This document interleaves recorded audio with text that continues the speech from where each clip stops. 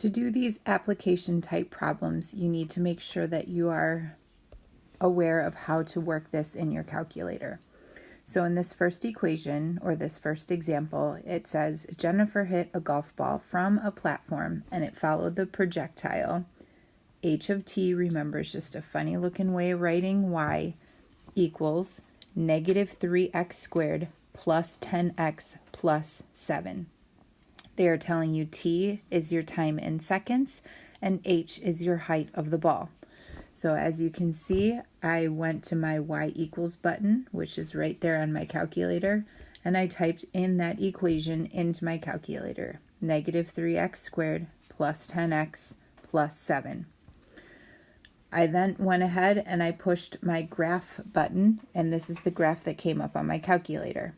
So the first question is asking is how long. If you look at how long is represented by our x term. So we care about how long my ball was in the air, which, looking at my graph, we're starting at time 0 and it's going over to that intercept right there. We want to know from 0 to where it came back to hit the ground. So what you're looking for is you're looking for your 0 in your calculator. If you hit your second trace button, you're going to go into your calc menu, and from your calc menu you're going to choose your 0 option. And you want to make sure that when you're choosing your 0 option that your left side is above the 0 and your right side is below the 0. Then go ahead and press enter one more time and you will get your answer of how long the ball was in the air. You will find that 0. After going to my 0 feature in my calculator, doing my left side, right side, letting my calculator do the work, your 0, the one that we are trying to find, comes out to be at 3.927 seconds. Now the next question is they want to know what the maximum height is of the ball.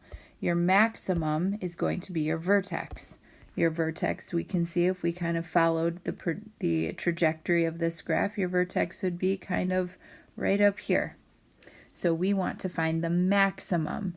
So if you again go into your second trace menu, we want to find that maximum vertex. So we're going to hit option number 4.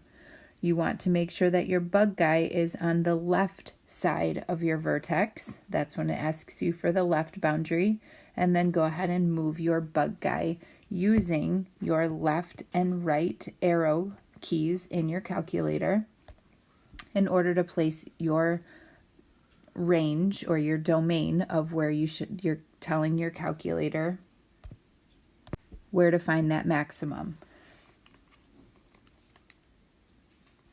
Once you compute your maximum, you will see that your maximum comes out to be, we're looking for height. Your height is described by your y value. That maximum is going to have a maximum height of 15.33. Now it's asking about the initial height of the ball. Your initial height is saying we recognize that the ball was hit off of a platform, so at some point right there on your y-intercept describes that initial height. So we want to find that initial height. Easiest place for you to find that is going to be from your table menu. In your table menu, you will see your y-intercept. Your y-intercept, remember, is the place where x equals 0. So go to your table menu, check out where x equals 0, and you'll see that your y value was 7 feet. So the ball started on a platform that was 7 feet high.